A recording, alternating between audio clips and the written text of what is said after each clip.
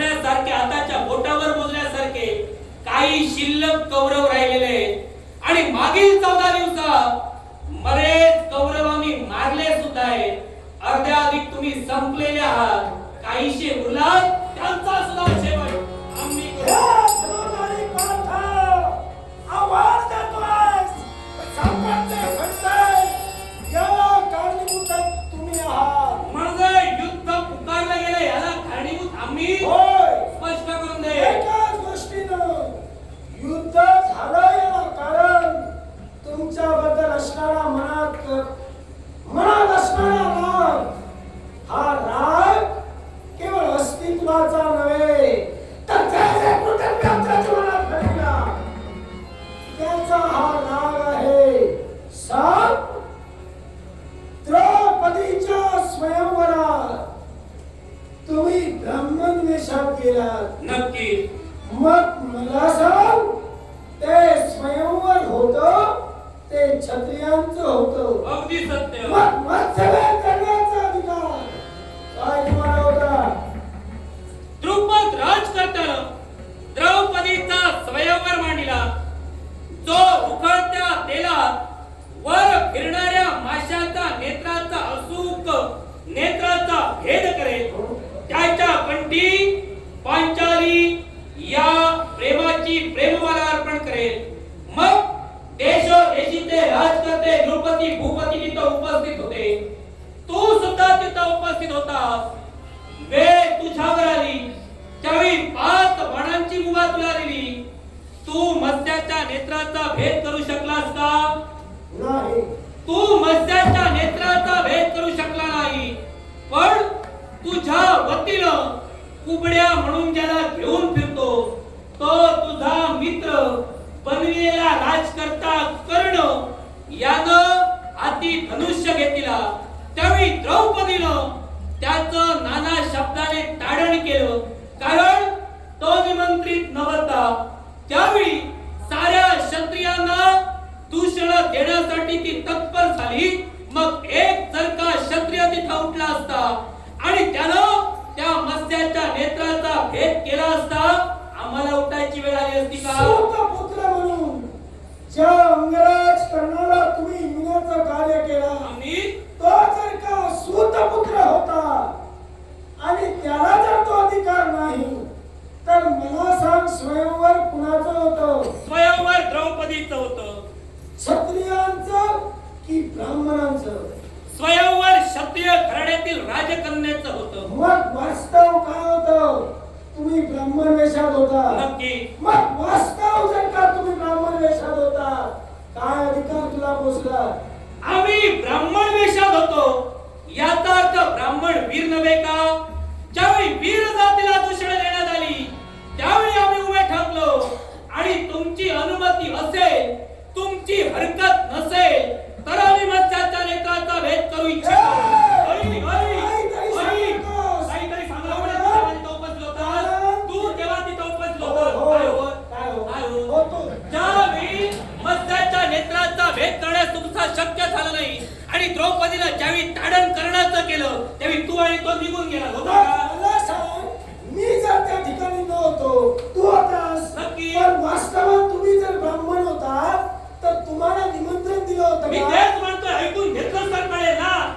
होय, ज्यावेळी वीर जातीला दूषण देण्यात आली त्यावेळी मी उभा राहिलो आणि मी अनुमती घेतली. अनुमती देव कृष्णाला दिली आणि राजा द्रुपदाला दिली. त्यानंतर मी मत्स्याच्या नेत्राचा भेद केला. तो भेद करताना सुद्धा द्रौपदी मला मिळेल या अभिलाषेने केला नाही. ज्यावेळी मत्स्याच्या नेत्राचा भेद झाला त्यानंतर गोपाल कृष्णाला जाणीलं आणि द्रुपद राजाला सूचना करून त्यानंतर विवाह करून दिला. तू काय म्हणालास की त्या ठिकाणी निशस्त्र निर्भीड पृथ्वी झाली. हे शब्द तिथे होते. हे शब्द ब्राह्मणांसाठी होते की क्षत्रियांसाठी होते? म्हणूनच मी म्हणालो ब्राह्मण वीर नव्हे का? ब्राह्मण वीर नव्हे का? ब्राह्मणांसाठी होते की क्षत्रियांसाठी? ब्राह्मण वीर नव्हे का? वास्तवात तुम्ही ब्राह्मण होता. ब्राह्मण वीर नव्हे का? मला ते मान्य नाहीये. मान्य नाही कसं? ज्याच्याकडे तू विद्या शिकलास तो कोण आहे? याला कारण आहे. याला शब्द उद्गारली ते वीर जातीसाठी क्षत्रियांसाठी होते, ब्राह्मणांसाठी नव्हे. तुम्ही जर ब्राह्मण होतात तर तुमच्या मनाला का टोचले? मी तेच म्हणालो, ब्राह्मण वीर नव्हे का? क्षत्रियांचा बोलतोय. ती काय म्हणाली? या विश्वात सारी पृथ्वी निर्वीर झाली. जर का ते स्वयंवर क्षत्रियांसाठी होतं तर तुमचा संबंध जुळत नाही. राजा द्रुपदाने आम्हाला अनुमती दिली, त्याला कळत नव्हतं. मग तुम्ही ब्राह्मण वेशात होता, तुम्हाला आपल्याला मला कळलं नाही. ब्राह्मण वेशात होतो, ब्राह्मण नव्हतो. मग वास्तव काय म्हणत होतो? ब्राह्मण आम्ही आहोत हेच वास्तव बोलत होतो. मग ज्यावेळी साऱ्या वीरांना तिला दूषणा दिली, त्यावेळी आम्ही अनुमती मागितली की थेट उतरून खेळू शकेल तिला. बरोबर आहे. तुम्ही न बता, त्यामुळे तुम्हाला माहिती नाही, मी सांगतो. कारण ज्यावेळी आम्ही अनुमती मागितली त्यावेळी राजा द्रुपदाने आम्हाला अनुमती दिली आणि त्या अनुमतीनुसार आम्ही मत्स्याचा नेत्राचा भेद केला. आम्ही धर्माला अनुसरूनच वागलो. मग तुम्ही कराल तो धर्म आणि आम्ही करणारे का धर्म की का? आम्ही तुम्हाला अधर्मी म्हणालो? याला काय नाही. तुम्ही म्हणालात आम्ही धर्मानं केलो. मग धर्मानं जर केलं असता तर ब्राह्मण वेशामध्ये गेला तर कसे? ब्राह्मण वेशात गेल्याच्या म्हणायचे कारण कोण? तुम्ही. कसे? कसे? ज्यावेळी द्यूत खेळला गेला आणि द्यूतात ज्यावेळी आम्ही सारी संपत्ती हरलो, त्यावेळी 12 वर्षाचा वनवास आणि 1 वर्षाचा अज्ञातवास आम्हाला कुणी दिला? आम्ही. मग याला कारणच तुम्ही. तो जर दिला नसता तर आम्ही ब्राह्मण वेशात गेलो नसतो. मग तुमचं कर्म तुम्हाला भोगावं लागलं. आम्ही नाही कुठे म्हणालो, आम्ही आमचं कर्मच भोगत होतो आणि ते कर्म करत असताना आम्ही आमचे पराक्रम दाखविले. ते पराक्रम करत असताना वेशात बदल करून गेला. मग मला सांगा, जो अज्ञातवास तुम्हाला भोगावा लागला का? या विश्वात अज्ञातवास का भोगावा लागला? द्यूत खेळून द्यूत हरल्यामुळे अज्ञातवास भोगावा लागला. हो. पुढे मग तो अज्ञातवास भोगला गेला कारण तुम्ही आहात. तुम्हाला दूध खेळला, त्या दुधात तुम्ही हरला. देवी पांचाळीला तुम्ही आम्हाला दासी म्हणून दिला. मग त्याचं प्रायचित्त म्हणून तुम्हाला ते भोगावं लागलं. आणि केवळ हात सुद्धा मी पेटला म्हणून हे युद्ध पेटलं. कारण द्रौपदी तुम्ही जिंकलात याच्याशी आम्हाला वाद नव्हता. पण द्रौपदी ही 5 दिवसाची ऋतुस्नान होती. मग राज दरबार हा एका देवालयाप्रमाणे असतो, एका मंदिराप्रमाणे असतो. मग एका मंदिरात 5 दिवसाची ऋतुस्नान असलेली स्त्री तिच्या केशभारांना पकडत तिला ओढत आणत हा तुमचा धर्मन्याय होता. हे तुम्हाला अगोदर कळायला होतं. ती ऋतुस्नान आहे हे तुम्हाला बायको लावण्यापूर्वी कळलं नव्हतं. नक्कीच नाही होतं. मग ज्ञान होतं तर मला ओळख कशी? म्हणजे हे का? जर का ते दूध आणि त्या दुधात आम्ही जर जिंकलो तर अधिकार सर्वस्वी आमचे.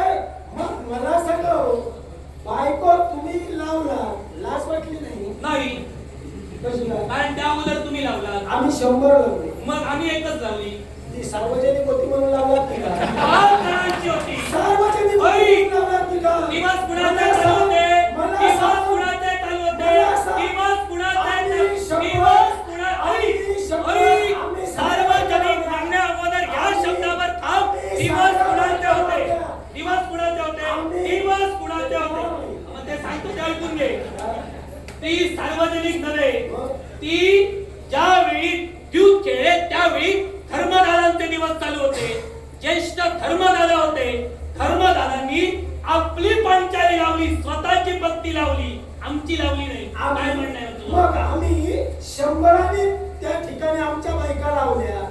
मग तुम्ही अधर्म खेळतानाच केला. काय केला? जर का ती एकटी दादांची तुमच्या होती, दादाने आपली म्हणून लावली तर इतरत्र 4 दादांच्या कुठं होत्या? आमच्या वतीनं खेळत कोण होतं? की आम्ही 5 जण खेळत होतो. मग त्यांना सहमती कुणाची होती? आमच्या वतीनं प्रतिनिधित्व कोण करत होतं? पांडवांच्या वतीनं होते. मग प्रतिनिधित्व कोण करत होतं? आम्ही ज्या बायका लावल्या त्या प्रतिनिधित्व आमचं कोण करत होतं? साऱ्या 100 जणांच्या लावल्या. तो तुमचा मूर्खपणा झाला.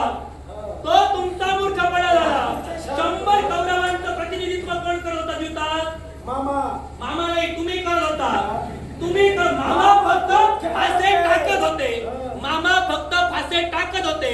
100 कौरवांचं प्रतिनिधित्व तुम्ही करत होता आणि आमचं 5 पांडवांचं प्रतिनिधित्व होती म्हणून त्यांनी आपली एक लावली, तुम्हाला 90 म्हणून तुम्ही 100 जणांची लावला. काय पण म्हणते? मला सांगा, प्रत्येकानं तोला मोलाचं जर लावायचं होतं तर आम्ही 100 लावल्या, तुम्ही एकच का? कारण आहे, अरे तुमच्या 100च्या तोलामोलाची आमची एक आहे म्हणून आम्ही लावली. याची जर का हरकत तुम्हाला तेव्हा असती तेव्हा तुम्ही विचारायला होतं. होय, इतरांना सांगा. इतरांना नाही, तुलाच सांगणार. कारण आहे, तू त्यावेळी तिथं उपस्थित होतास, मग तू त्यावेळी का बोलला नाहीस? का बोलला नाहीस की 100च्या तोलामोलाची तुम्ही एकच का लावता? कारण त्यावेळी तुम्ही ते मान्य केलात की 100च्या तोलामोलाची ही एकच आहे. याला कारण आहे, त्यावेळी मी जरा आजारी होतो. आजारी आजारी म्हणून तू केले नाही, तुझ्या पोटात जे जे रोग आहेत ना, त्याच्यावर सगळ्यांना तो औषध अरे आहे. चालेल. तुला काय काय वाटतं? ते? तू काहीतरी सांगशील मी ऐकून जाणार. मी काहीतरी सांगणार नाही, फक्त मी सांगतो ते